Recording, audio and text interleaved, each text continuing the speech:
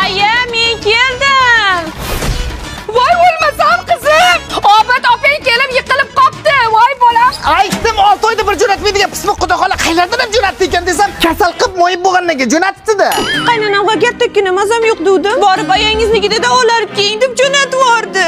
Voy sho'ra. Ha, ay annamang, xudo xola biz uyda sanatoriya deb o'ylaydik-ku. Bu pochchamdan boshqa qonni qopdi deb har kuni oyoqda turmay yeb ichib kelishni biladi. Lekin shu opamga ikkitagina tablet gapirishga kelganda sharoiti bo'lmay qoladi. Anali javoblaring chiqibdi qizim. Qon kam, davleni oshgan, oyoqda revmatizm, belda grija. Oho, bitta turib tog'da talqon qiladigan opamni 6 oyda shaptali qoqib qo'yibdi-ku bular. Yana bitta monsotib davolat ekanmiz-da. Mayli, opang tinch yashasa bo'ldi. Borib hamsoyalardan yana qarz so'ra. Hamsalardan qarz so'raguncha xudo xola bilan pochchaga insof so'rasam bo'lmaymi? Parashut qayda? Ha, opa parashutlar o'tkazib qolib ketgan-ku. Hozir 3 tasi birda bo'lgan ameliy kapsulalar printda-ku. Ham oqartiruvchi, ham xushbo'ylantiruvchi xususiyatga ega. Ham anchaga yetadi. Undan tashqari idish yuvish uchun gellari, mebeldagi, oynadagi dog'larni ketkazadigan spreylari ham bor. Respublikamizda hamma do'konlarda bor. Hozir hamma ayollar ameliy mahsulotlarni ishlatyapti. Siz borib yotavering, idishlarni o'zim yuvib qo'yaman. Meni shuncha yaxshi ko'rasanmi, ukajon? Yaqay o'zi kasal bo'lsangiz, foydangizdan zararingiz ko'p bo'lmasin yana. Ay, ancha tuzalib qoldim. Kelin narsalaringizni yig'ishtiring, ketdik. Mana momay chaqirasiz, eshakda ishxolat go'sht harom deganda, opam kasal bo'lib qolsa biz aka jo'natib yuborishni bilasiz. Tuzalish bilan o'chib kelganingiz o'laymi? Yartakkina uyat bormi? Ha, endi kelin bo'lgandan keyin xizmat qiladi-da. Kelin degan qul degani emas, bu ham odam. Qichab yuring, hali paxta cho'qqa ham chiqishingiz kerak. Zing'illang. Ha, onasini hamsa kelin qilgancha yarim kilo qurtlagan rashk kamput ko'tarib, har ikki kuni kelib bizar qo'yaradi. Kelin robotdek xizmat qilib tursa zo'r. Kasal bo'lib qolsa pussasiga chiqib qolar ekanda. Momaycha. Voy, to'yni shunday zo'r qildingiz. Dugonalarim o'g'zi ochilib qoldi. Ay, endi siz ham sarpo bilan mebel qilishni yorib-siz-da parvardacham.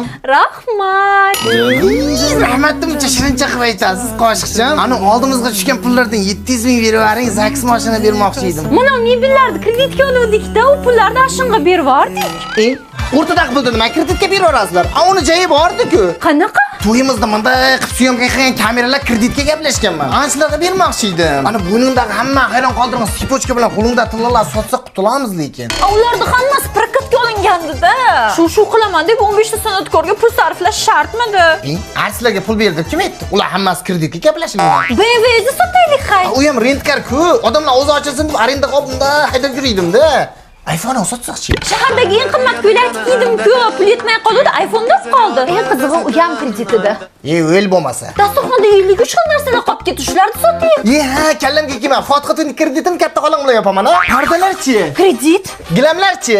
Kredit. Televizor, gaz plita, kir mashinchi? Uydagilar odamlar gapirmasin deb hamma narsani kreditga beruvdi-da. Onasini yursin, hali to'yxona, raqqosa, kortej, qanday shunday to'y xachi sadrakan kreditlarni yopish kerak. Jo'rajon, kasbim bilan burugim berib, ertaga ishga borishim kerak-da. Kallang jaltirab hozir shartmidi? Uzr endi. Voy, o'lmasam. Dang'illama to'y qilguncha ketiga bitta ishtamasam o'larmiding? Ko'chada ko'p turmang, shamollab qolasiz. Ovozingni o'chir. Chichi.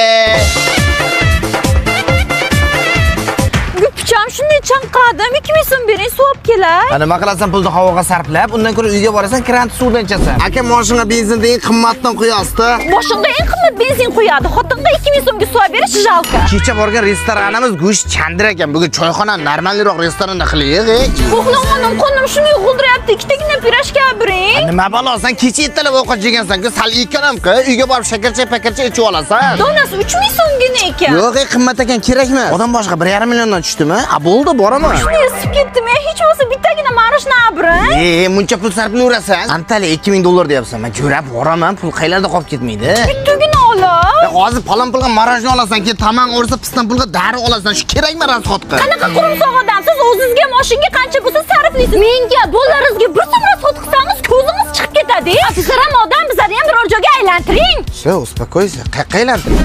Bu Ashxobod sayyohi bu yerda 9-may kuni 2000 ta katta uchirilar ekan. Undan tashqari kechki paytgi konsert mehmoni Shohruxxon bo'lar ekan. 10-may kuni esa animator shoular, bolalar uchun master-klasslar, o'yinlar bo'lar ekan. 11-maydagi konsert dasturi mehmoni Mirjalol Ne'matov ekan. Вообще zo'r-ku. Zo'ri hali oldin-da. Mana shu brasletni atiga 70 ming so'mga xarid qilib, ertalabki 10 dan 17:00 gacha istalgan attraksionni xohlagancha o'tishingiz mumkin ekan. Rostdan har kuni shundaymi-ekan? Ha, dushanbadan jumagacha bu aksiya amal qilar ekan. Shanba, yakshanba va bayram kunlari odatda bu aksiya amal qilmas ekan, lekin 9-may bayram bo'lsa ham amal qilar ekan. Gap yo'q. Qara shuni 70 mingga olsaqda, abidgacha sen abiddan keyin bolalar foydalansa bo'lmas ekanmi? O'lvaringiz, jimot. Bahorni dilida saqlagan go'zal tushimga kir, tushimga